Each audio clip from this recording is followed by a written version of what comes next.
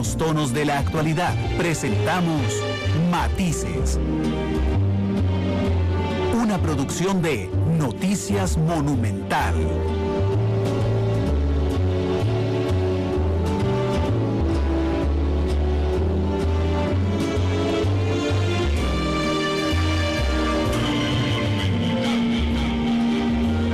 Costa Rica, 2 de la tarde con 6 minutos. ¿Qué tal? Muy buenas tardes, bienvenidos a Matices, este programa en el que analizamos los temas que son noticia en Costa Rica y en el mundo. Muchísimas gracias por acompañarnos.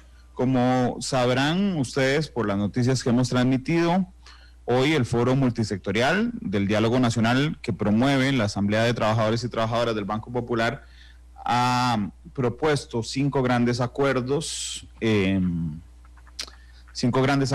con el fin de reactivar la economía, de combatir el déficit fiscal. Y bueno, yo admito que en términos generales soy un incrédulo de estos procesos de diálogo tan amplios. Me parece que en algún momento se vuelven poco concretos y que van en contra de el sentido de urgencia que nos señalan los tiempos. No obstante, sé que hay gente que piensa muy diferente que yo, sé que hay gente que ha participado con enormes expectativas respecto a este tema, y como un balance también a mi posición, he invitado hoy a 2 miembros de ese diálogo multisectorial y voy a presentarlos esta tarde. Don Lenín Hernández, presidente de la Confederación de Trabajadores Rerum Novarum, además secretario general del Sindicato Nacional de Enfermería. Don Lenín, ¿cómo le va? Bienvenido a Matices, ¿qué tal? Muy buenas tardes, don Randall, un placer saludarlo y al público que nos sintoniza en este momento. Muchas gracias por la invitación. Muchas gracias, don Lenín. Don Carlos Campos también, que es de Territorios Seguros. Don Carlos, ¿cómo le va? Bienvenido a Matices, ¿qué tal? Muchas gracias, gracias por la invitación. Aquí estamos para aportar en esta construcción de procesos, como dice usted.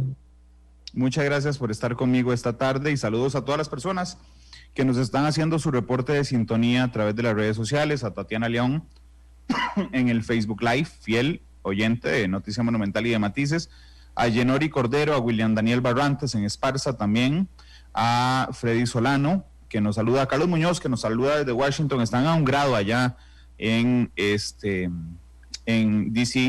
en Washington DC. Gracias, y Carlos, Alberto Bremer, José Daniel López, muchas gracias de verdad por acompañarnos, y yo le agradezco a Chelita también que me haya traído el café esta tarde aquí a la oficina. Gracias, Chelita. Cuando uno dice, don Lenín, Asamblea de Trabajadores del Banco Popular, se imagina solo el Banco Popular, y una de las cosas iniciales, digamos, de los cuestionamientos iniciales, bueno, ¿qué representación tiene en particular la Asociación de Trabajadores de un banco? Sin embargo, nos han insistido en que tiene una representación nacional importante. Don Lenín, ¿a usted qué le parece?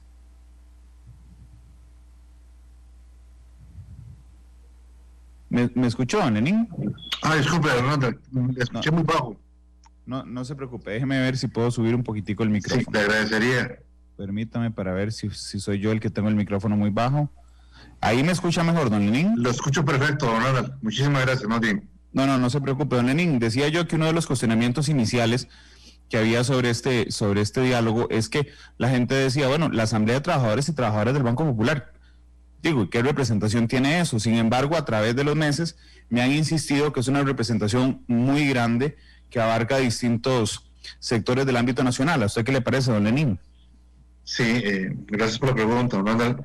Efectivamente, en algún momento, la organización sindical que represento, la Confederación de Trabajadores Rerum Novarum, estuvimos planteando que para efectos de discutir temas meramente laborales, se ocupaba de repente una plataforma más amplia. Esto porque sería mentira decir que alguna representación sindical, llámese confederación o bloque sindical, representa los intereses de todos los trabajadores a nivel nacional, don Randall. Es mentira que todos los trabajadores están sindicalizados y que una plataforma en donde convergen todos los sectores laborales precisamente es la Asamblea de Trabajadores del Banco Popular, y efectivamente ahí está el sector sindical confederado, no confederado, las cooperativas tradicionales de autogestión, el sector artesanal, el sector comunal, asociaciones solidaristas, en fin, son 9 sectores, y de repente tiene mayor representatividad representatividad que el sector sindical, por ejemplo, porque muchas veces se abren espacios tripartitos, representantes del Ejecutivo, representantes de los trabajadores, y van las organizaciones sindicales, y de repente el sector empresarial, representado por la OCAEP, pero deja por fuera una gran gama de sectores que merecen ser escuchados, que solicitan ser escuchados, porque son la mayoría. Entonces, a nosotros sí nos pareció oportuno este espacio en donde participar, le digo, en un proceso en el cual no fue excluyente, sino que participaron todas las organizaciones que quisieron. Don Carlos, ¿a usted qué le parece? Porque efectivamente era una de las críticas iniciales de qué representatividad o importancia o trascendencia tendría esta Asamblea de Trabajadores, don Carlos. Bueno, 2:11, yo sé que don Carlos nos había advertido que tenía poquita conexión a internet. Don Carlos, no sé si ahí lo tenemos mejor ya. primero hay que partir de la relatividad ahí. ¿Me escuchan ahí? Sí, señora, adelante. Decía que las cosas son relativas, ¿verdad? Por ejemplo, vea usted, la Asamblea Legislativa es el órgano constitucional encargado de administrar todo lo que es la promulgación de las leyes. En principio debería ser un órgano de mucho prestigio y casualmente por las actitudes que tiene, las tomas de decisiones, carece de un crédito, un reconocimiento nacional, aunque formalmente son un órgano, ¿verdad? Reconocido en la Constitución. Mientras que hay otros espacios que, sin ser eso, tienen un reconocimiento ante la población, ante la ciudadanía mucho más profundo. En este caso, el tema de la Asamblea de Trabajadores del Banco Popular, que es un órgano interno del Banco Popular, tiene la condición de decidirse a convocar al resto de la ciudadanía para intervenir en la participación de una obligación constitucional que está en el artículo 9, que es de asumirnos como el soberano, que es de ser una ciudadanía responsable que tiene el deber de involucrarse en la gestión de gobierno, porque eso dice el artículo 9 constitucional. Y entonces la Asamblea de los Trabajadores lo que hace es lograr esa convocatoria y que las personas responsables asistan y se presenten.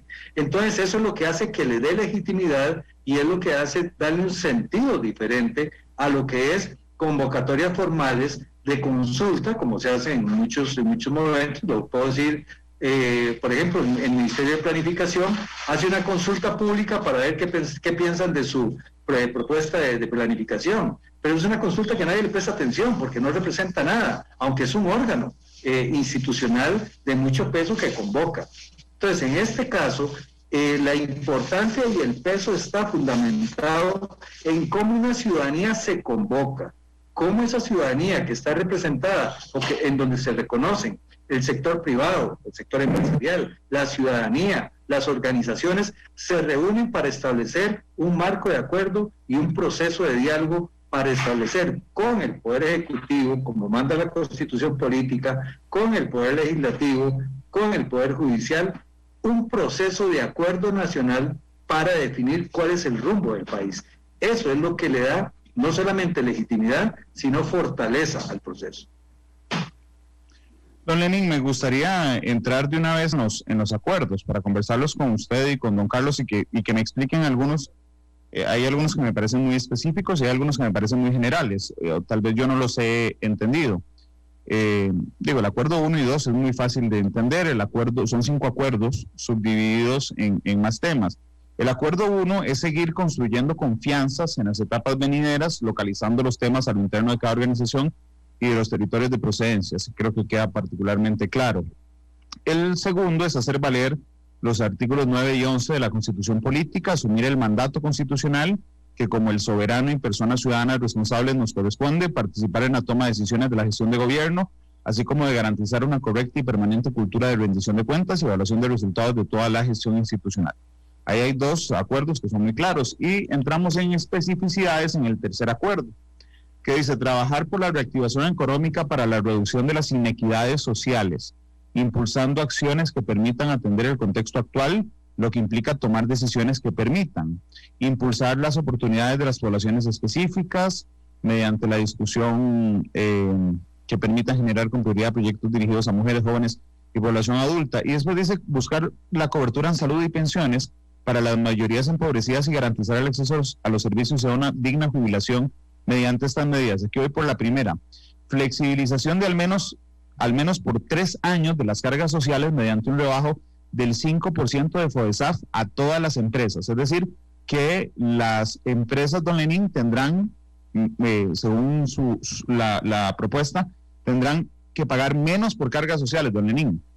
Sí, don Randall, antes de contestar la pregunta, usted me permite 2 minutitos para explicar la metodología del proceso, porque de repente no se va a entender la conclusión a lo que llegamos.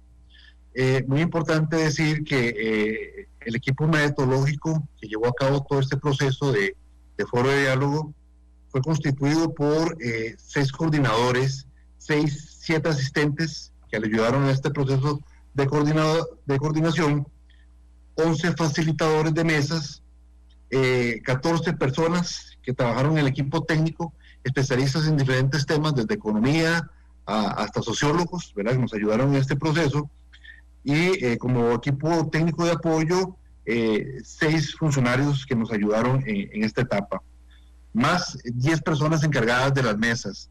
Ahora, ¿cómo se trabajó estas mesas, don Randall? Que esto es muy importante, porque de repente surgieron cerca de 700 propuestas de diferentes sectores y se trabajó bajo una plataforma en la cual se ordenaron los temas de acuerdo a los criterios de fiscalización de la Contraloría General de la República.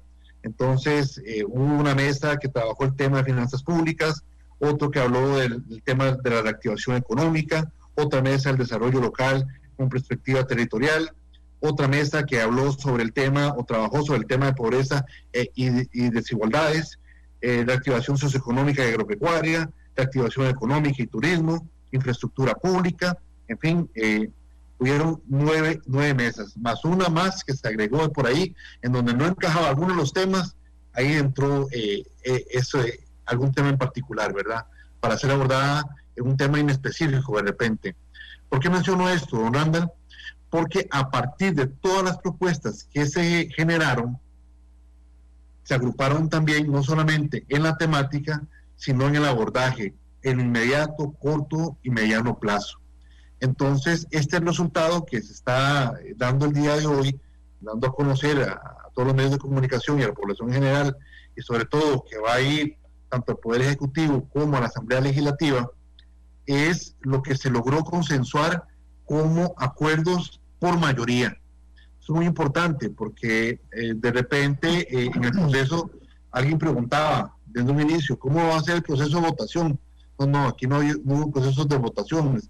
Aquí hubo un proceso en el cual tratamos de sacar acuerdos por mayoría, en donde las decisiones también o de repente los criterios de minoría se respetaron, pero estos acuerdos de mayoría reflejaron una necesidad entre todas las mesas, don Randall, y es muy importante lo que voy a mencionar, de la reactivación económica.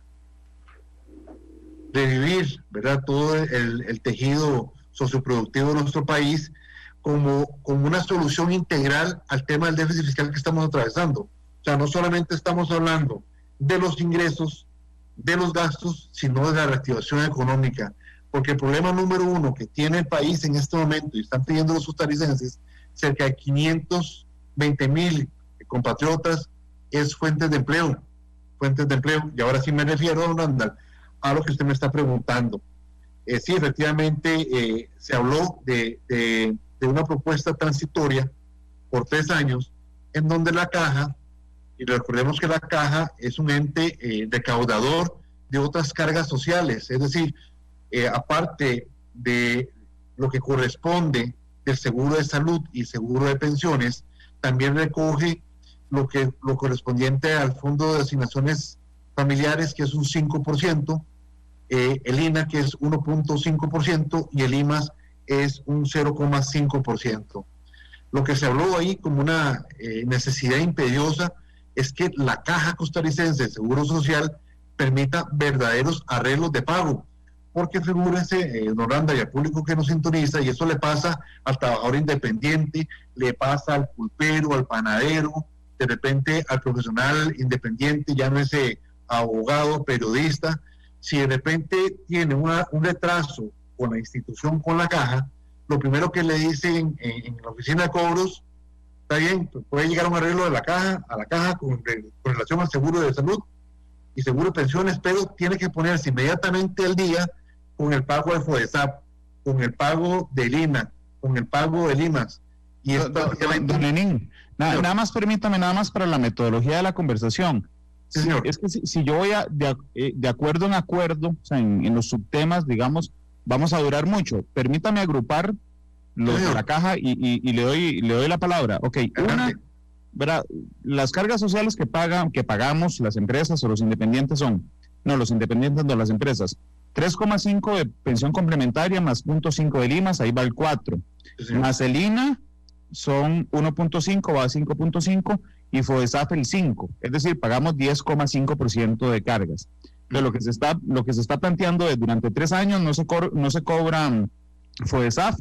Eso nos trae la carga social prácticamente a la mitad, un poquito más.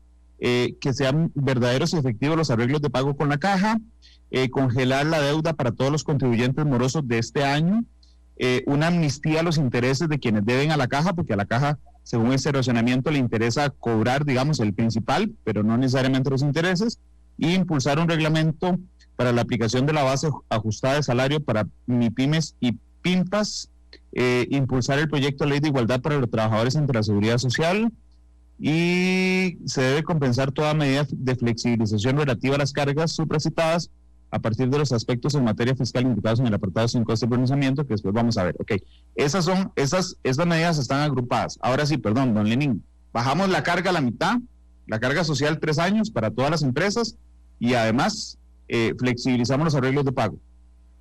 Sí, señor. De hecho, más bien, gracias por agrupar todas las propuestas, porque prácticamente se entrelazan.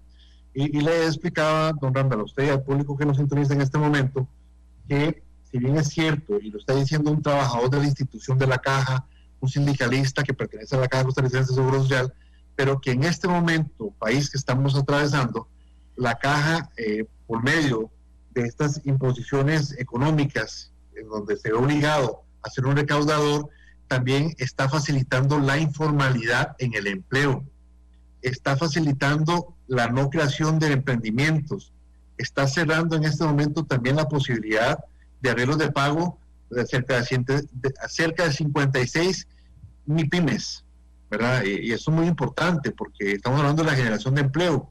Entonces, definitivamente se ocupa una política más flexible en donde definitivamente estas cargas que no son propias del seguro de salud y seguro de pensiones sí pueden ser extrapoladas a un impuesto general, que fue lo que se propuso por ahí. Entonces, con esto estaríamos beneficiando a las micro, pequeñas y medianas empresas para generar empleo. Estamos pensando en el trabajador independiente también, precisamente para que pueda volver a la formalidad. Y lo más importante, Orlando, porque en medio de esta pandemia está ocurriendo algo que yo diría que la persona que se está quedando sin empleo, está visto reducido su ingreso familiar, o de repente no tiene del todo ingreso familiar. También hay algo perverso, y es que el seguro de salud, cuando uno se queda sin trabajo, tiene una cobertura de 6 meses solamente. Posterior a ello, está sin seguro y no puede recibir atención médica, ir a algún procedimiento diagnóstico, terapéutico, curativo, y ni tan siquiera lo mínimo que es el tratamiento para una enfermedad crónica, llámese diabetes, hipertensión, algún problema de cardiopatía, y esto va a incidir definitivamente en la mortalidad y morbilidad para todos los costarricenses. Entonces es una forma equilibrada de buscar la reactivación económica, ir aparejado también con el tema del aseguramiento. Son dos cosas que tienen que ir de la mano, y eso se propuso por ahí, don Lander. Don Carlos, permítame agrupar otras medidas para que me las comenten, temas de reactivación, porque también dice apoyo al sector pesquero artesanal, fomentar e incentivar la producción nacional, contribuyendo con ello a avanzar cada vez más a la seguridad y soberanía alimentaria, impulsar que el sistema financiero público y creado por ley especial, así como las cooperativas de ahorro y crédito, asuman un papel protagónico en la reactivación económica, permitir que el Banco Popular también sea parte de FODEMIPYME. A mí estas 4 que le estoy contando me parecen de arranque muy generales, pero tal vez usted me las pueda especificar. ¿Esto qué significa, don Carlos? Bueno, enlazado con lo que decía el compañero Lenín ahorita, una de las condiciones fundamentales es que hay una normativa que casualmente restringe para las personas vulnerables en estos momentos, que no es lo mismo que son las personas que están en la pobreza, son 2 cosas distintas. La persona vulnerable es aquella que tenía un negocio que estaba funcionando ayer y que entró en la situación de la emergencia del COVID y entonces hoy está cerrado. Y si no le atendemos y si no le apoyamos, es una persona que entonces migra a la pobreza en condiciones totalmente deplorables porque no califica según los estándares definidos de qué es una persona vulnerable. Ese concepto no está definido en el país y la normativa en el país no está preparada para eso.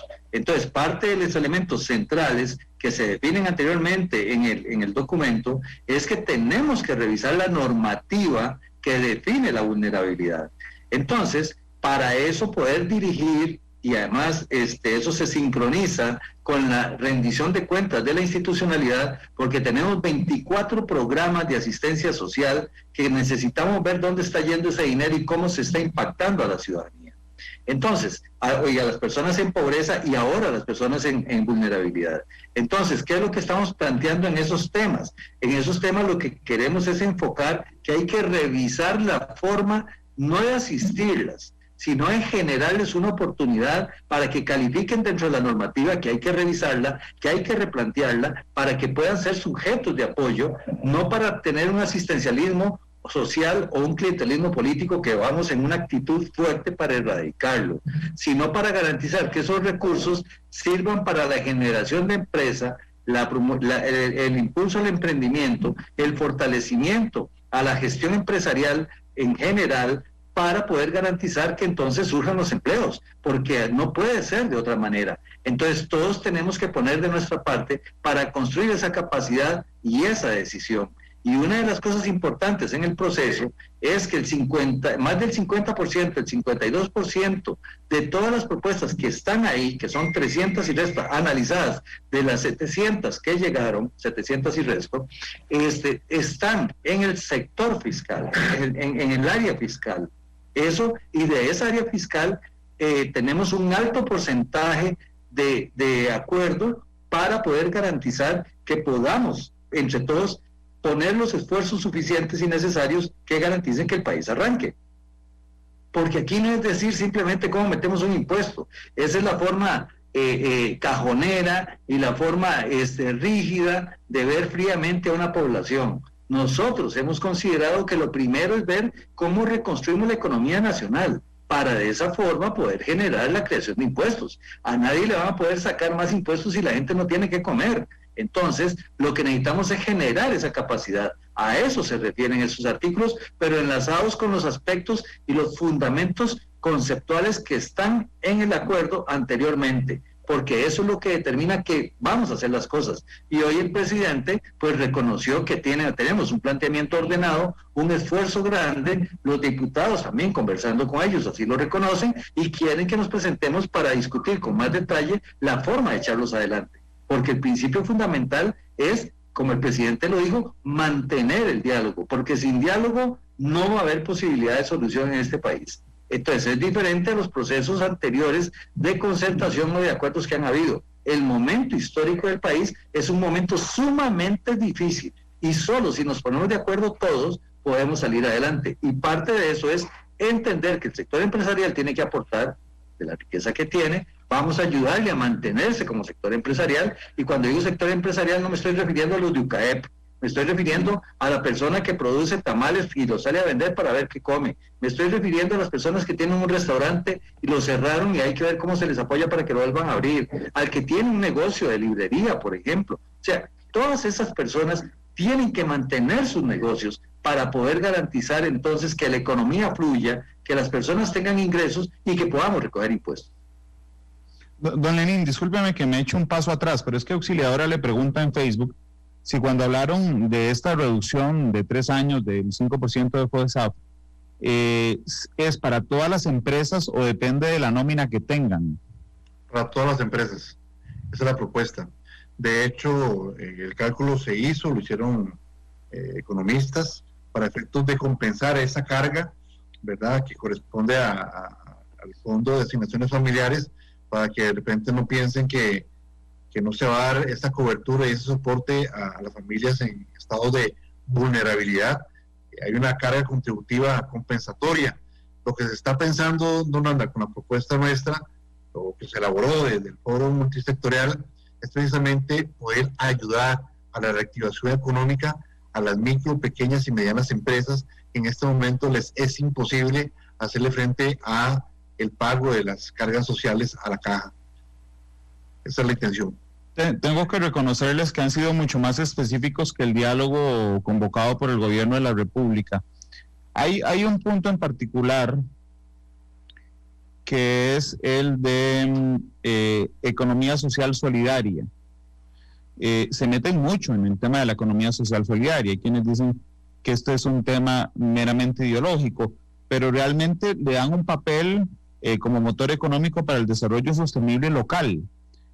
Don Lenín, ¿qué es en específico la propuesta respecto a economía social solidaria? Sí, don Randall, lo explico de la siguiente forma.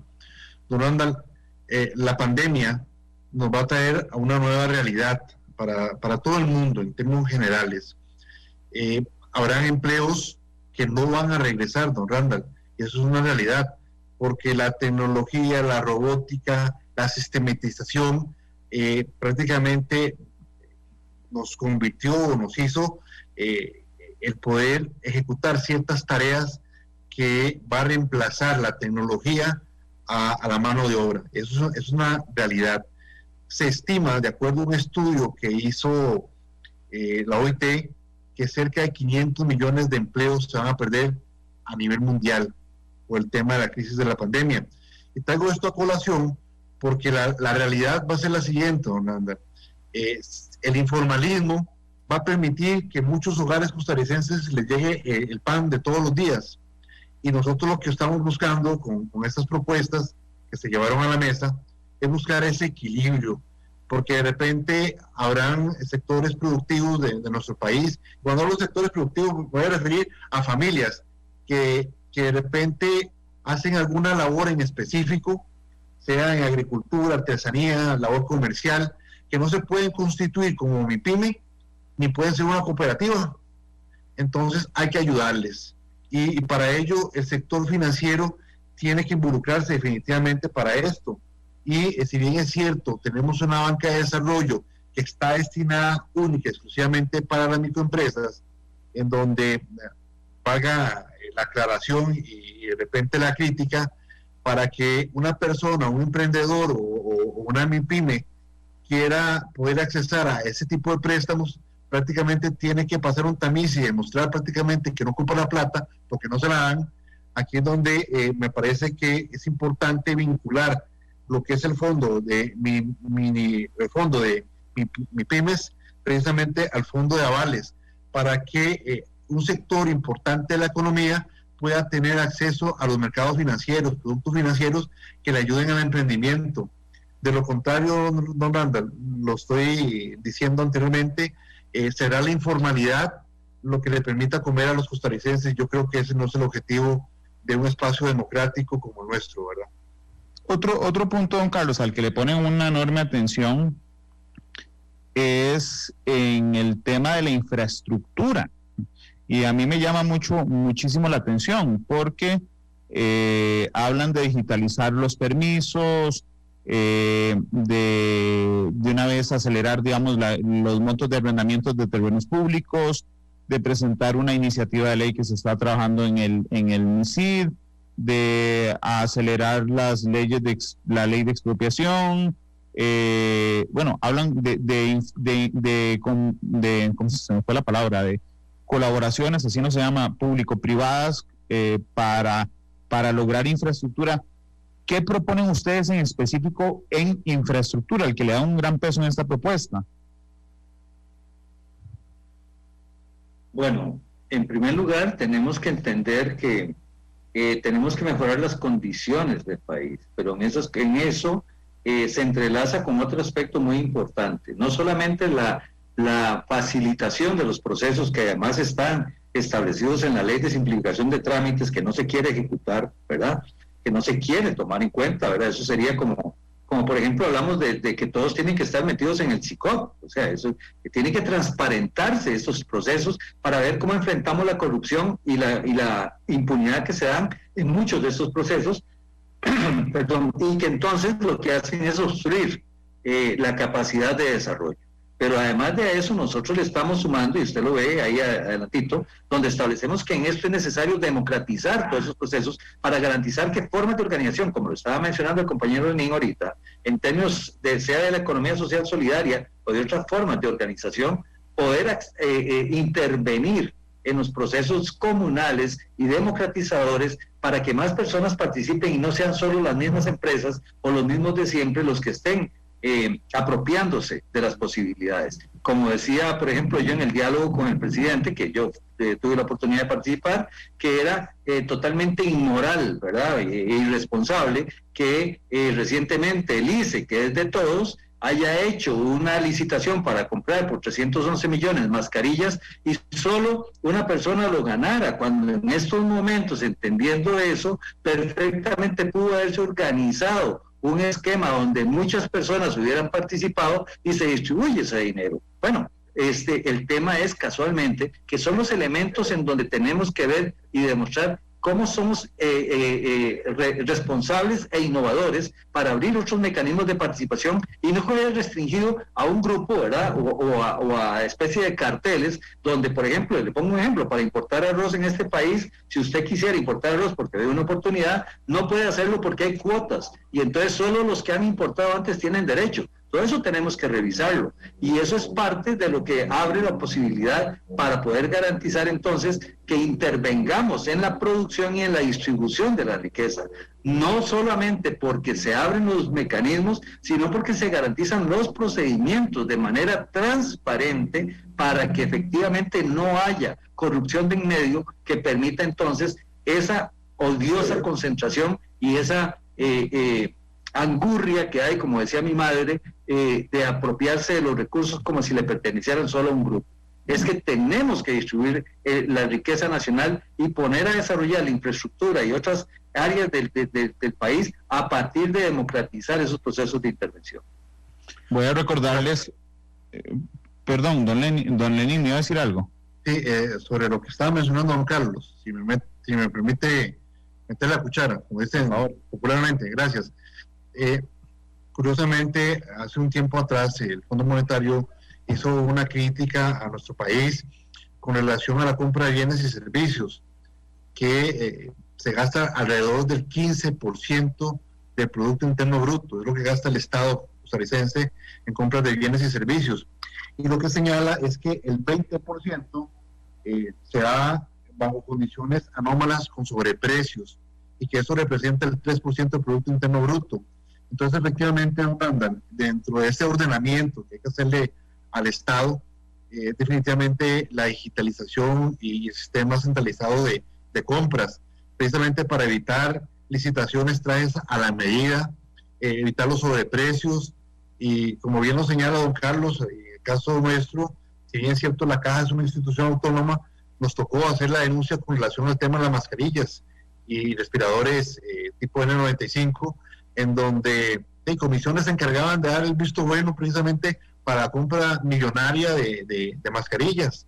Entonces, esto se subsanó o se está subsanando a través de recomendaciones de la misma Contraloría de la Caja, que anticipadamente había dicho que si no se utilizaban medios digitalizados de compras, prácticamente se podía permitir, había un alto riesgo de comprar con sobreprecios. Entonces, esas son las pequeñas cosas que debe cambiar el país, las pequeñas señales que definitivamente nos van a permitir dar confianza, seguridad y sobre todo que los recursos públicos se utilicen de la forma correcta. Nada más quería aportar eso, don Orlando. No, y ojalá logremos eliminar, este no está en el diálogo, pero digo, aprovecho a don Lenín para eso también, esas figuras como los Hans Bindas de otras instituciones, y cuando digo Hans Binda lo estoy personalizando, es una persona, empleado de la caja, investigado él por supuestas irregularidades en la tramitación de las mascarillas.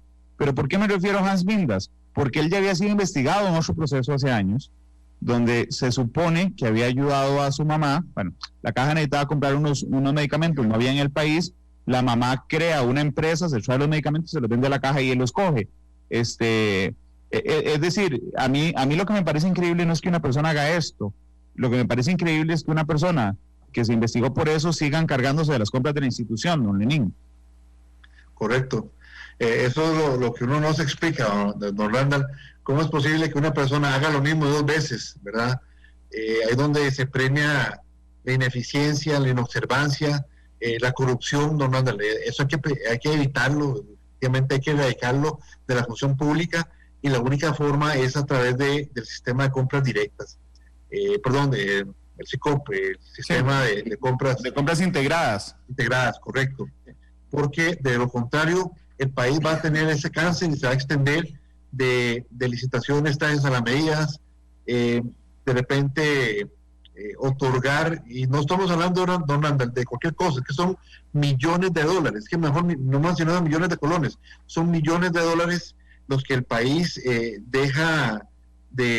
paga innecesariamente, y que sobre todo el ciudadano común, el ciudadano de a pie, es el que se ve afectado a no tener servicios públicos eficientes. Eso es lo que duele, lo que molesta, y definitivamente esto salió a relucir dentro del Foro Multisectorial de Diálogo Nacional. Yo simplemente quiero recordar que son 5 acuerdos. Don Carlos, por supuesto, adelante. No, simplemente para complementar, la única forma que tenemos de resolver esto es la intervención de la ciudadanía en los procesos de rendición de cuentas, como dice el artículo 11, que claramente establece que todo funcionario es un simple depositario de la autoridad, y establece que tiene que responder penalmente, personal y penalmente, por lo que hace.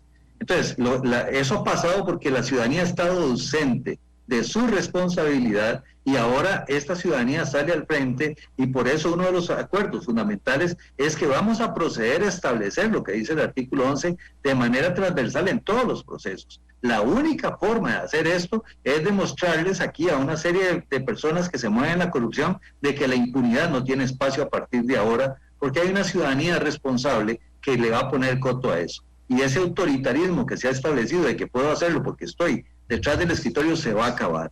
Eso es un acuerdo del foro, y es un acuerdo también que en el diálogo nacional se le hizo ver al presidente, y en estos momentos pues el presidente ha tenido que reconocer que tiene que contar con esta ciudadanía para poder corregir eso, porque desde la judicialidad que están acostumbrados en el esquema del Estado de Derecho, pero fuera de la constitucionalidad, no se arregla. Esto se arregla solo desde la constitucionalidad, haciendo prevalecer el principio del poder que la persona ciudadana como el soberano tiene amparado en el artículo 9 y en el artículo 11. Sí, yo lo que quería hacer nada más era recordar que hay 5 grandes acuerdos a la que llega esta mesa de diálogo. Estamos en el tercero, todavía estamos en el tercero, que es muy amplio, que dice trabajar por la reactivación económica para la reducción de las inequidades sociales, impulsando acciones que permitan atender el contexto actual, lo que implica tomar decisiones que permitan, y ahí vienen varios puntos. Ya hablamos de una disminución de las cargas sociales para todas las empresas del 5%, de la mitad, no del 5%, de la mitad casi de las cargas sociales. El tema de los arreglos de pago con la caja, el tema de congelar la deuda de las personas que deban este año, el tema de condonar los intereses, el tema del apoyo al sector pesquero, el tema de las cooperativas, el tema de la economía social solidaria, la importancia de la infraestructura, pero también entran a analizar algunas cosas que uno podría ver sueltas por ahí, don Carlos, y es uno, por ejemplo, simplificar, estandarizar y digitalizar la obtención de los trámites previos de los permisos de construcción, promover la inclusión de sectores claves y la descentralización territorial para lograr la reactivación y transformación institucional del Banco Popular, atender mediante FODESAF las condiciones de vulnerabilidad agudizadas por la pandemia, la ley de avales, que los intermediarios financieros tengan rápido la plata para poder prestarla, una modificación a FODEMIPYME, incentivar el establecimiento de zonas rurales, incentivar zonas francas en las zonas rurales, impulsar el hub de salud que se llama Global Life Centered Hub en nuestro país. Es decir, pareciera que lo estoy haciendo un arroz con mango, pero todas esas medidas vienen exactamente en la reactivación económica y son medidas, don Carlos, que tengo que reconocerle muy concretas.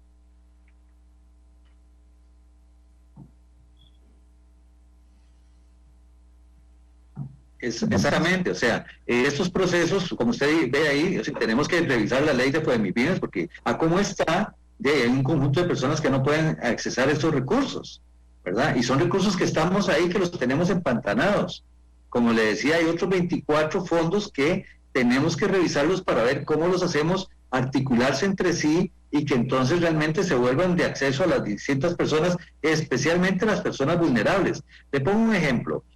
Cualquier muchacho que sale de la universidad resulta que no califica para ser sujeto de estos recursos porque no está en extrema pobreza, ¿verdad? Pero está en la vulnerabilidad, no tiene trabajo. ¿Y por qué? Bueno, porque resulta que vive en una casa, que dichosamente es decente la casa, pero en la ficha FIS, que es lo único que tenemos, que es para medir pobreza, no cabe la vulnerabilidad. Entonces aquí lo que necesitamos es replantear esa normativa para poderlo hacer por ahí. Por eso todos esos detalles que se plantean, para ver entonces cómo efectivamente el sector pesquero se le atiende bajo una responsabilidad diferente y no simplemente bajo los principios de una Incopesca que está atrasada en una serie de conceptos, sino ver cómo replanteamos la institucionalidad para que se ajuste a las exigencias de este momento. La construcción en estos momentos, salvo en aquellos proyectos de vivienda de interés social, hay que revisarlos porque si no lo que pueden generar es más violencia, como ha pasado en muchos proyectos, ¿verdad? El mayor ejemplo de Costa Rica es Pocosí, ¿verdad?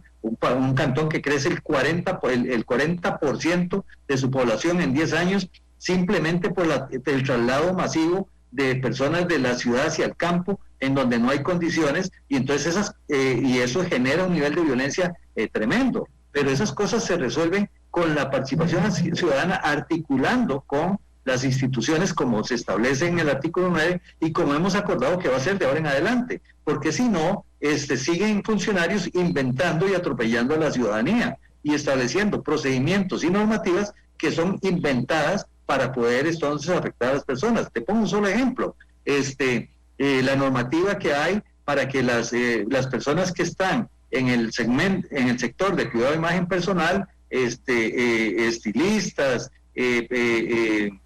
barberos, etcétera, tengan que pagarle a una empresa privada por el derecho de poder abrir su negocio, porque así hay un reglamento. Eso es inconcebible. Bueno, pero esas cosas están y se dice que es la ley. Todo eso tenemos que revisarlo, más en estos momentos. Entonces, lo que se pretende con todos estos temas es casualmente facilitar, agilizar los procesos de incorporación de la generación de empresa para poder garantizar el empleo y poder dinamizar la economía, porque primero hay que dinamizar la economía, no hay otro mecanismo. Hay algunos economistas muy tiesos, muy cerrados, que creen que nada más es ver cómo se trae la plata. No, es que hay que ver cómo se hace plata, hay que ver cómo se construye economía y sobre todo cómo se construye cohesión y paz social, para que haya economía y haya riqueza, y que esa riqueza la distribuyamos. Y entonces de esa forma podemos sacar adelante el país. El cuarto acuerdo es en temas de ambiente y sostenibilidad en cuanto a una economía circular. El foro acuerda exigir que, son 3 puntos. 1, las municipalidades asuman y fortalezcan su responsabilidad como gestores integrales de los residuos, abrir espacios para discutir temas como la importancia de crear una política acerca del descarte de vehículos al final de la vida útil y abrir espacios para discutir la prohibición de la entrega de bolsas plásticas desechables en establecimientos comerciales. Yo celebro los 3 puntos, don Lenín, pero como una crítica constructiva de la que me gustaría hablar con usted. Me parecen muy generales, me parece que le falta el cómo y me parece que en temas de ambiente y sostenibilidad llegaron a muy poquitos acuerdos por mayoría. Sí, don Randall, eso tiene una explicación y valga la aclaración. Aunque parezca mentira, don Randall, lo que voy a mencionar, pero la mesa de ambiente y sostenibilidad fue la que menos consensos hubo. fue muy difícil el poder llegar a acuerdos por la dicotomía de criterios que existía entre los sectores, y eso impidió pues de repente llegar a acuerdos más concretos. Esa es la respuesta por el cual son aspectos muy generales y no se pudo avanzar más. Con razón. Con total transparencia. No, porque se me hacen muy generales, y gracias por la transparencia, don Carlos. Miren, hay una cosa muy importante. Si usted revisa el mapa de acuerdos, el número, ¿verdad? El aspecto cuantitativo, donde hubo más propuestas fue en la parte fiscal, y donde hubo importante número de acuerdos de consenso fue en la parte fiscal. ¿Eso qué demuestra? Que hay claridad en que en la parte fiscal tenemos que avanzar en una dirección, en la dirección que estamos planteando. En la parte ambiental, ¿verdad?, se metió el tema del petróleo, se metió el problema del oro, se metieron distintos problemas. Y eso lo que demuestra es que el país dice, todavía tenemos que dialogar y discutir más. Y por eso, al final, ¿por qué hay un acuerdo nada más? Porque fue en lo que se pudo establecer ese acercamiento, ¿verdad? Pero eso demuestra, lo más importante es que se estableció la necesidad de dialogar más para ver cómo es que entendemos al otro, ¿verdad? ¿Cómo es que estamos entendiendo esas propuestas para ver en el tema ambiental, que todos nos creemos un país verde, aunque a veces no entendemos qué significa eso, o cuál es el costo de eso, y cómo tenemos que devolver a la ciudadanía tener ese costo? Eso establece esa limitación de acuerdos, pero no precisamente que hay una distancia, sino simplemente que hay una madurez para mantener ese diálogo y poder avanzar en esa dirección. Y eso es sumamente significativo en este proceso, porque casualmente, como hoy lo reconoció el presidente, dijo, por dicho ustedes no han dicho que hasta aquí llegó el diálogo, sino que apenas comienza. Y el presidente dijo, tenemos que mantenernos en esa dirección. Tenemos que mantenernos. Y entonces es un reconocimiento de este esfuerzo, casualmente de la madurez política que tiene esta ciudadanía, estas organizaciones, los empresarios de todo tipo, incluyendo los de la UCAEP, que se abren y que entienden que al conocer al otro, a la persona de enfrente, al que creían su enemigo, se dan cuenta que no es su enemigo ni su adversario, que es el complemento necesario para producir riqueza y que tenemos que distribuirla, porque no queremos ser un país que tenga niveles de violencia para poder resolver su situación interna. Sí, de hecho quisiera hacer una reflexión al respecto, porque efectivamente, digamos, donde hay más consenso es en el tema fiscal, seguido del tema de reactivación económica, y por último el tema ambiental.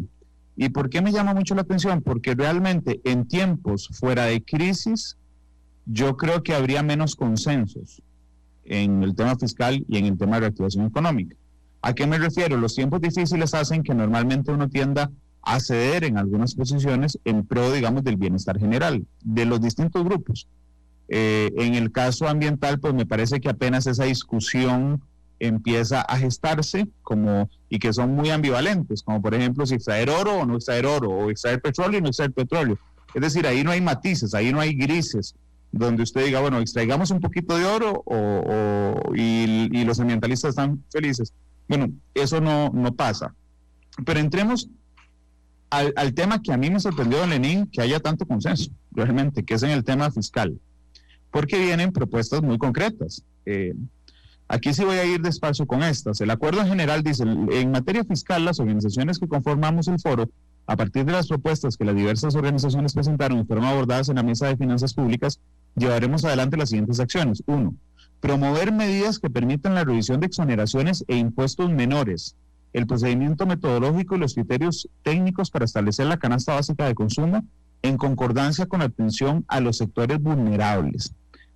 Ahí está un poquito general, pero sé que va a lo concreto. Don Lenín, ¿qué significa esto? Sí, el primer punto efectivamente tiene que ver con las medidas que permitan la revisión de exoneraciones de impuestos menores con relación al costo-beneficio. Doranda, nuestro país se caracteriza por ser muy legalista y uno aplaude y alaba la institucionalidad.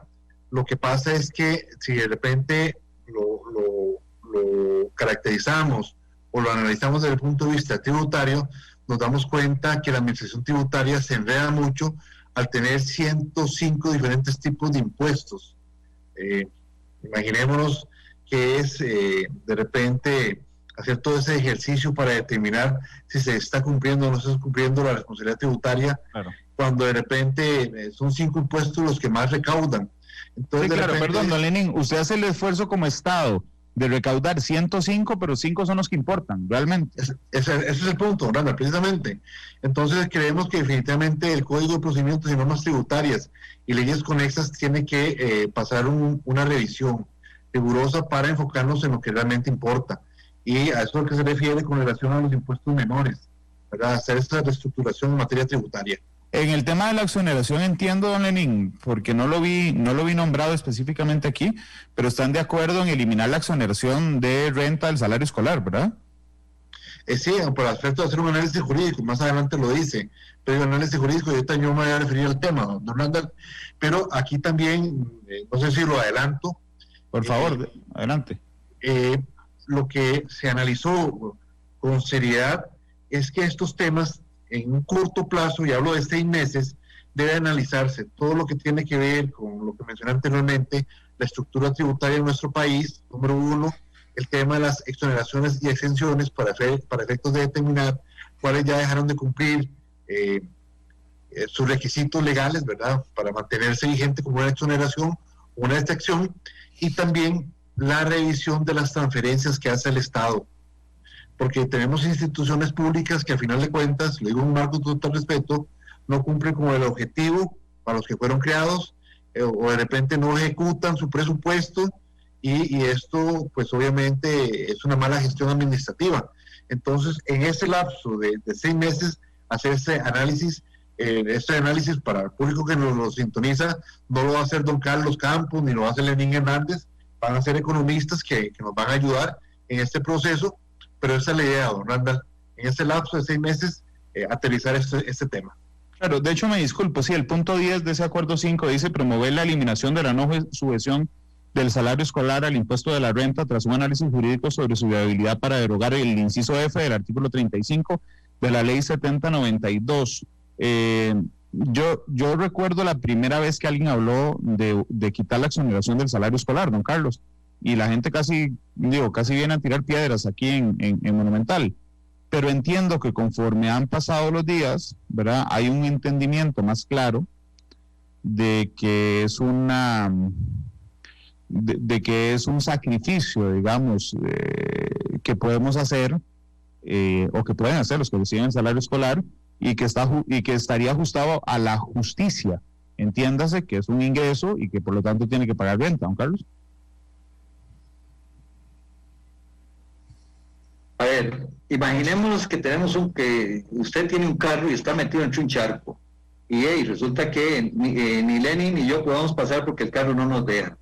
Pero entonces, ¿qué hay que hacer? Sacar el carro del charco, y usted nos dice, entonces yo los encamino, ¿verdad? Pero entonces todos vamos a tener que embarrerarnos para sacar el carro y poder seguir adelante. Esa es la situación del país, estamos empantanados y entre todos tenemos que poner un esfuerzo. Y todos estamos decididos a eso. Pero sí hay cosas en las que estamos claras, y si usted revisa bien ahí los datos se va a dar cuenta que donde hubo 0 disensos, o sea, ningún disenso, o sea, donde todos estuvimos de acuerdo en algo, fue en el tema de cómo tenemos que replantear la agricultura y darle oportunidad a la seguridad, a la soberanía alimentaria, ¿verdad?, que hay que revisar eso, y ahí no hubo ningún desacuerdo, todos de acuerdo, en el tema de reforzar el arte, el deporte y ese aspecto que es fundamental para poder garantizar entonces el esparcimiento y la salud pública de las personas. Y el otro elemento muy importante fue todo lo que tiene que ver con con el proceso de la facilitación de las pymes, ¿verdad? Cómo se fortalece ese proceso, cómo se abre ese espacio para que efectivamente tengamos eso. Es muy importante. Entonces, nosotros tenemos que entender que ese esfuerzo implica que hay que sacrificarse de un lado para invertir, o sea, quitarlo del 5% de FODESAF es invertir prácticamente $600 millones en la gestión empresarial nacional. Eso no es cualquier plata. Y también estamos apuntando más adelante cómo es que pensamos cobrarlo a los que más dinero, a los que más riqueza tienen, para poder compensarlo, porque no podemos dejar la caja abandonada. Eso sería pegarnos una puñalada en el corazón nosotros mismos. La caja hay que protegerla y la salud pública hay que defenderla como sistema de salud. Así que en ese aspecto nosotros analizamos y compensamos. Y no fue una decisión sindicalista, voy a decirlo de esa forma. No, fue una decisión consensuada entre empresarios, ciudadanía y organizaciones gremiales. Eso es muy importante. Dice Oscar Torres, me dice a mí que el salario es un impulso, el salario escolar es un impulso de una economía necesitada de ese dinero, que yo canso con el tema. Oscar, yo no estoy proponiendo que se elimine el salario escolar. Y aquí hay que tener paz a la hora de hacer el análisis, igual que dice Flor Acuña, que quién sabe qué es lo que no me dieron a mí, que yo estoy en contra del sector público. Yo no estoy a favor de un montón de cosas del sector público, pero en el tema del salario escolar quiero decirles que es una discusión jurídica, o sea, es un ingreso, ¿verdad?, que se percibe, y que si es un ingreso, pues es una renta y tiene que pagar el impuesto sobre la renta. Pero para aclararlo, y a Marco también que pregunta, no es que se va a desaparecer jamás, no es que los salarios escolares menores a 860,000 colones van a pagar renta, porque ese ingreso no paga renta, es superior a 860,000, y la renta se calcula así. Por ejemplo, si usted tiene un salario escolar de 860,000 a 1.200.000, esa diferencia, ese pedacito de 860 a 1.220.000 paga el 10%, entonces no es así. Y también Marco que dice, entonces el mes que me pagan el salario escolar me juntan salario y salario escolar y me hacen una sola rebaja. No, se hace por aparte porque el salario escolar se genera por aparte. Y bueno, antes de 2008 el salario escolar pagaba renta. Sí, lo que pasa es que los diputados, creo que fue Walter Céspedes el que lo propuso, le eliminaron el pago de la renta. Don Lenín, otro punto es impulsar mejoras en la gestión tributaria para reducir la evasión y el fraude fiscal. Creo que todos estamos de acuerdo en que Hacienda está en pañales en esto. A través de reformas como Hacienda Digital, que ya está en camino, la resolución alternativa a litigios tributarios, que entiendo yo, porque aquí no lo dice, que es, por ejemplo, si a tributación le deben 100 millones y está peleando 108 o 110 por los intereses, vean, realmente es mejor decir, vean, no me pague los 10, pero págueme los 100. Correcto. Y llegamos a un arreglo. ¿Es por ahí, don Lenín? Sí, señor. Es precisamente llegar a arreglos de pago efectivos con Hacienda, porque efectivamente a veces los procesos judiciales de cobro se hacen engorrosos, y es mentira que en nuestro país existe una justicia pronta y cumplida. Hace unos meses atrás, después de 18 años de litigio, se logró que en Hacienda se cobrara y se ejecutara un monto económico adeudado. Entonces, es precisamente lo que se quiere evitar. Esa conciencia tributaria de los ciudadanos, de las empresas, y que se permita esos espacios de arreglos de pago. Esa es la idea. Ok, el punto 4, y aquí se lo pregunto a don Carlos, es impulsar un aporte voluntario y temporal por parte del sector cooperativo, solidarista, Caja de Ande y la Sociedad de Seguros de Vida del Magisterio Nacional. ¿Qué significa un aporte voluntario y temporal, don Carlos?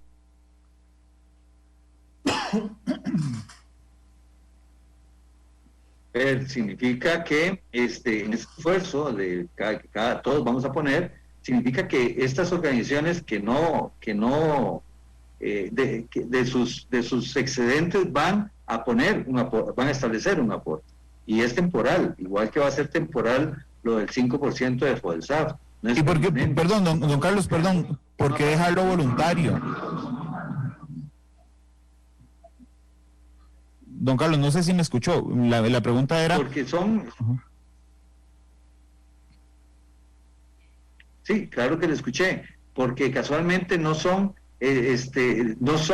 a ver cómo lo digo, es del dinero propio de ellos, no corresponde a procesos de generación de riqueza por aparte, no es una ganancia que entonces tiene que pagar una renta, sino que son dineros que les pertenecen y que ellos van a hacer un aporte de su propio patrimonio a esto, por eso se plantea esa condición. La Caja de Ande maneja sus propios recursos, no hace captaciones de otro nivel, sino que es un ahorro de ellos mismos y que manejan ellos mismos, no captan al público. Ok, el punto 5 es refinanciar la deuda interna del gobierno. Hay que recordar que la deuda interna es la que tenemos, o sea, es la mayoría creo que la relación es 75-25, si no me falla la memoria, de deuda interna versus externa, y en todo lo que se propone es refinanciar la deuda interna del gobierno en manos de instituciones públicas no financieras en competencia. Para esto se propone refinanciar la amortización de la deuda interna del 2021 a 5 años y bajar la tasa de interés en al menos 2%. Se propone un estudio sobre las instituciones públicas tenedoras de deuda para avanzar sobre este punto. Don Lenín, he escuchado esta propuesta, pero casi de forma voluntaria, es decir, que el gobierno vaya a negociar la buena fe de los tenedores de deuda interna para ver si nos bajan el interés o nos amplían el plazo de amortización. ¿Va también por ser voluntario o es más un tema estructural? No, debe ser un tema más estructural. Pero, don Orlando, de repente para que el público que nos sintonice, nos está sintonizando, entienda de qué se trata el tema. Es que el Estado le está adeudando en este momento a las mismas instituciones públicas, ¿verdad? Son los que tienen en este momento bonos del Estado que ya tienen fecha de vencimiento y que efectivamente nos está ahogando.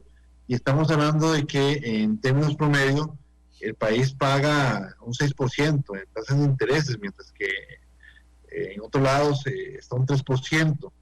Es decir, nosotros nos estamos ahogando en tasas de intereses y entre nosotros mismos. ¿Y quiénes son los tenedores de la deuda pública, verdad? Estamos hablando de bancos, estamos hablando de operadoras de pensiones. Operadoras de pensiones, sí, aquí es que iba con la caja, pero sí, efectivamente, las operadoras de pensiones están teniendo el INSS. Entonces, lo que castigan las calificadoras de riesgo es cuando las instituciones en competencia le facilitan condiciones de pago al gobierno, ¿verdad? Esto sí no es válido, porque es un maquillaje de la deuda. Pero aquellas instituciones que no están en competencia pueden llegar a una renegociación de la deuda, de repente aumentando el plazo o bajando los intereses. Eso es lo que se persigue y se busca, ¿verdad? Sin afectar el fin para los cuales fueron creadas ciertas instituciones que tienen deuda, llegar a ese arreglo país entre nosotros mismos. Esta es la intención, don Randall. Don Carlos, dice además fomentar un aporte extraordinario y temporal. Este acuerdo, por cierto, no se logró en las mesas de diálogo del gobierno, aunque la idea estaba, pero era fomentar un aporte extraordinario y temporal de las rentas de capital sobre depósitos a plazo por 3 años. Eso también es un tema estructural que no se pudo llegar a un acuerdo en la otra mesa de diálogo, pero en esta sí por mayoría, don Carlos.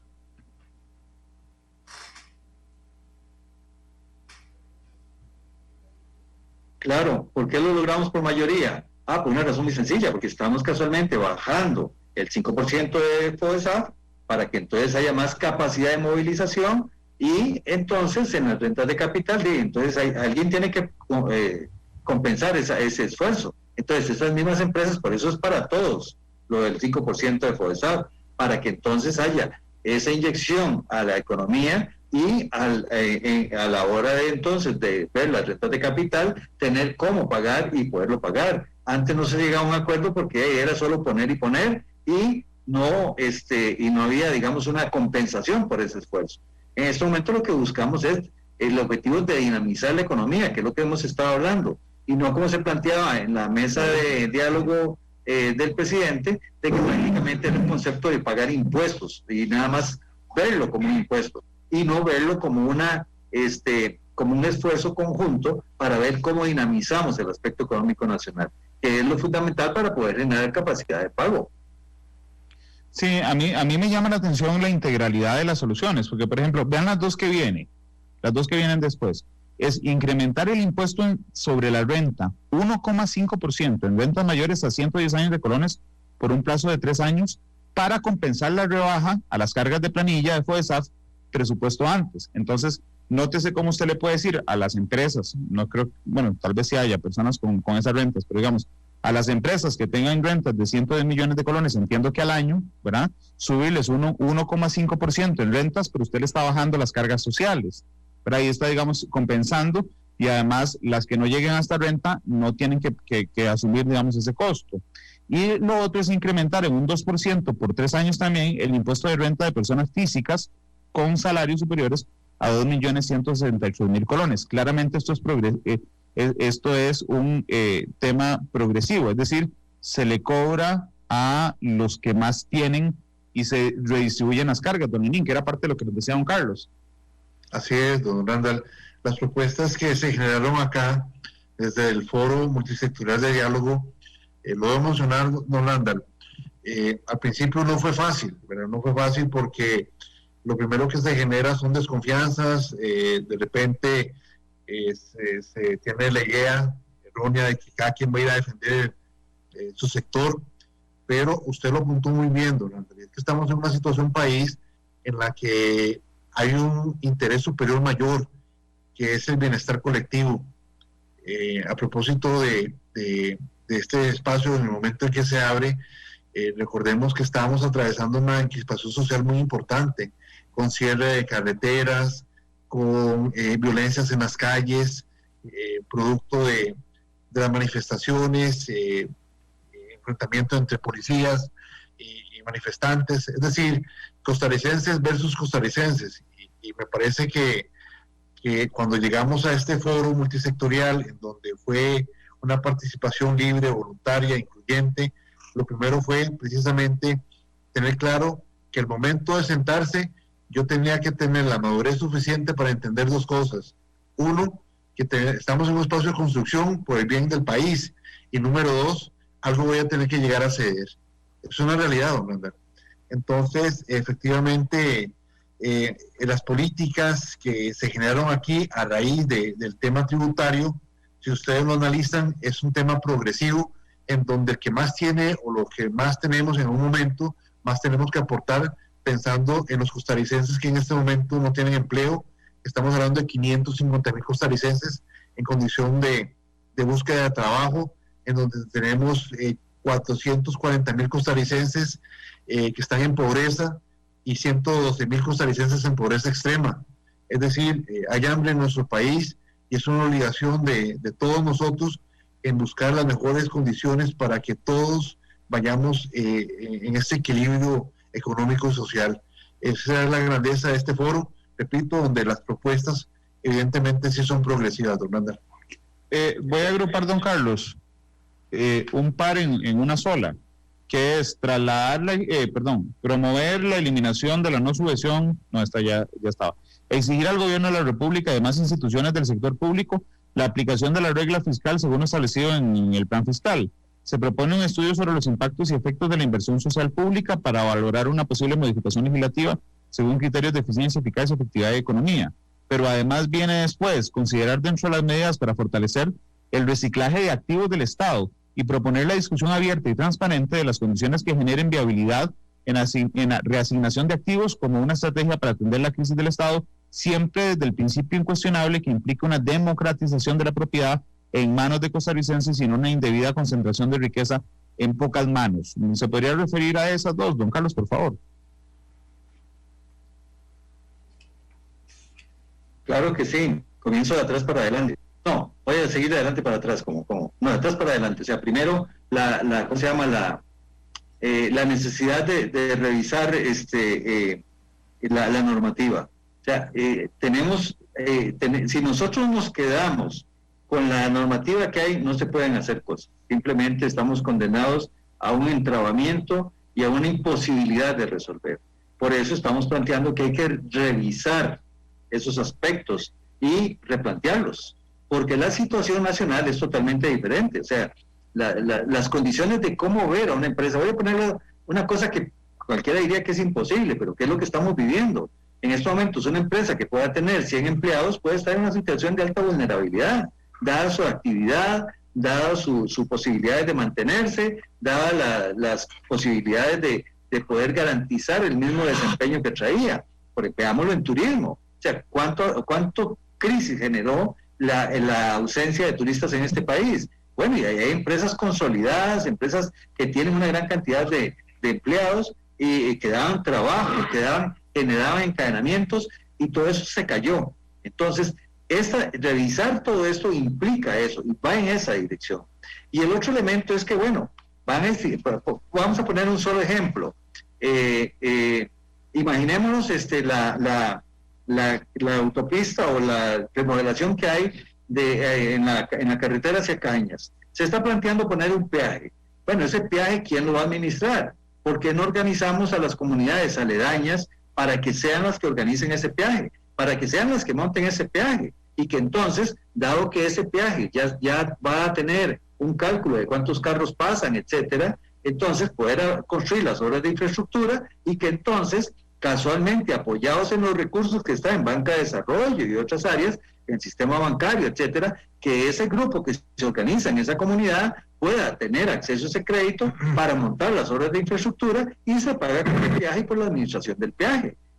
Cosas como esas tenemos que ser responsables y empezar a abrirlas para que entonces no queden en manos de los mismos de siempre y que se vea como concesiones, que las odiamos tanto porque han sido muy mal manejadas, sino ver cómo abrimos aquí las opciones para que efectivamente pongamos un ejemplo distinto de cómo puede haber transparencia en lo que hay y cómo no hay transparencia, por ejemplo, en la Ruta 27, ¿verdad? Donde ni siquiera el Estado puede intervenir para ver cuántos carros pasan. Ahí que podamos hacerlo como tiene que ser y empezar a corregir este país y ponerlo en la dirección correcta. Porque en la Ruta 27, cuando ellos deciden que no han pasado los carros suficientes, todos los costarricenses, incluyendo usted, don Randall, tienen que pagar un impuesto para ver cómo se le compensa a la empresa porque dice que no se ganó lo que tenía que ganarse. Bueno, claro. Esto es una cosa diferente. Esto no es que vengan empresas extranjeras, es que vengan a distribuirse en manos, democratizar esa riqueza para que quede en manos de las personas de las áreas rurales, de las áreas donde tenemos que redimensionar la inversión, y por eso estamos promoviendo el impulso de que las zonas francas y que se motive para que esas zonas francas se instalen en zonas rurales, donde hay una gran pobreza y donde hay una alta vulnerabilidad y hay una gran violencia, y eso solo se resuelve creando oportunidades para las personas. Ese es el concepto que hemos manejado y el que defendemos, y eso lo protegemos, como dijimos desde el principio, haciendo aplicar el artículo 9 y el artículo 11 de la Constitución Política. Don Lenín, permítame tocar dos medidas con usted antes de ir a la pausa. Una es trasladar la excitativa al gobierno para la renegociación de sus alquileres por al menos 30% de los 105 millones de dólares de gasto anual. Esa es una, ahorita le toco la otra, pero ese tema de los alquileres que Tatiana León nos había preguntado hace rato, ¿y los alquileres qué? Ahí está entonces, pero es una excitativa al gobierno.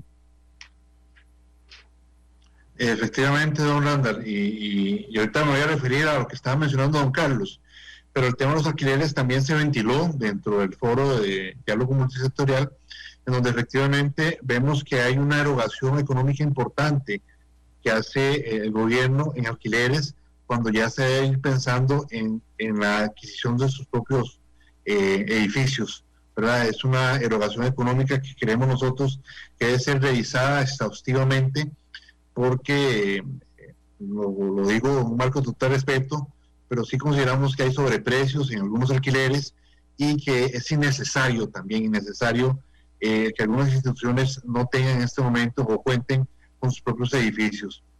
Quería también, don Ana, si me lo permite, aportar algo que me estaba mencionando don Carlos con relación a la asignación de activos del Estado. Ajá. Y lo estoy diciendo yo, y que tengo un testigo que es don Carlos Campos, que no tenía el honor de conocerlo, fue hasta desde este foro, pero figúrese, don Randa, y el público que nos sintoniza, que el foro tuvo la madurez suficiente y necesaria para entrar en análisis como, por ejemplo, la venta de algún activo, ¿verdad?, en manos de costarricenses para esta distribución de la riqueza, como lo mencionó don Carlos.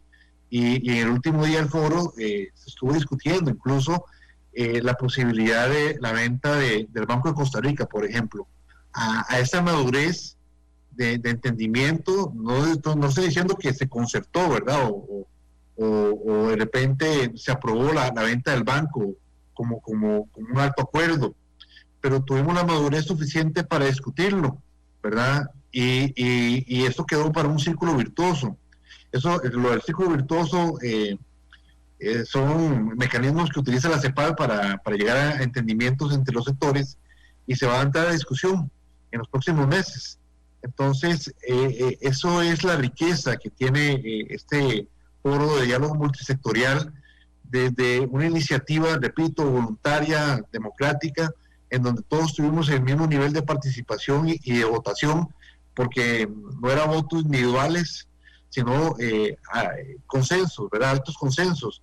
Pero el punto que yo quiero aterrizar, don Randall, es que tuvimos esa visión para una forma responsable, respetuosa, transparente, hacer esas discusiones que de repente en otros espacios y bajo otras condiciones no se hubiera permitido. Don Lenin, el último punto, que es la última medida ya, es convocar a la brevedad espacios de diálogo sobre el tema de empleo público, pero particularmente ustedes citan, y me alegra que no citen la del gobierno, que es un desastre la ley de empleo público, sino la propuesta que impulsa Pedro Muñoz y Roberto Thompson, que no le da, a diferencia de la del gobierno, que le da Mideplan, digamos, el tema del control del empleo público, se lo da al servicio civil, a un servicio civil fortalecido, por supuesto. Sí, don Randall, y debo explicarlo de la siguiente manera, y también con total transparencia y honestidad para el público que nos está sintonizando. Don Pedro Muñoz y don Roberto Thompson tuvieron la gentileza y nos hicieron también el honor de llevarnos la propuesta de proyecto de ley del Plan Marco de Empleo Público, y fue revisada en el Colegio de Abogados, donde se hizo esa actividad, donde nos presentaron el proyecto como tal, y existe el compromiso por parte del foro de hacer ese análisis exhaustivo del proyecto como tal en la brevedad posible. Estamos hablando ya en el mes de enero, estar haciendo el análisis correspondiente. No así lo hicieron la Comisión de Gobierno y Administración, que dictaminaron el proyecto de ley marco de empleo público gestado desde el gobierno. No nos hicieron llegar. Por eso es que hasta el momento estamos trabajando con el proyecto de don Pedro Muñoz y don Roberto Thompson, y yo sí, por lo menos a priori, puedo manifestar con relación al proyecto dictaminado por el gobierno, ¿verdad?, o la Comisión de Gobierno y Administración, que efectivamente es un desastre de proyecto el que salió dictaminado. Hemos hecho las observaciones, varias organizaciones sindicales, la CTRN lo ha hecho, haciendo varias observaciones con relación a las falencias de conexidad que existe con relación a este proyecto que fue dictaminado y que efectivamente convierte en un botín político, ¿verdad? Si se convierte en Mideplan en el ente rector, administrador y de gobierno de todo lo que es materia de empleo público. Son las 3:21, permítanme ir a la cosita. Don Carlos, dígame. No, muy rápido. Realmente nosotros no lo estamos viendo como una venta del BCR, sino como la deuda es interna, es simplemente ver con las entidades nacionales costarricenses que tenemos, ver cómo entonces se traslada, cómo llegamos a un acuerdo para trasladar el Banco de Costa Rica, y eso nos ayudaría montones a bajar la deuda interna y quedaría en manos costarricenses, porque no estamos de acuerdo en que se oferte a ningún organismo extranjero o extranacional, tiene que quedar en manos costarricenses, y hay que revisar toda la institucionalidad, como decía usted en el punto anterior, porque tenemos que revisarla a ver si realmente está cumpliendo su tarea, sino para ver entonces qué hacemos con las instituciones, porque no podemos seguir en ese nivel de dispersión de los esfuerzos sin tener los resultados que el país necesita.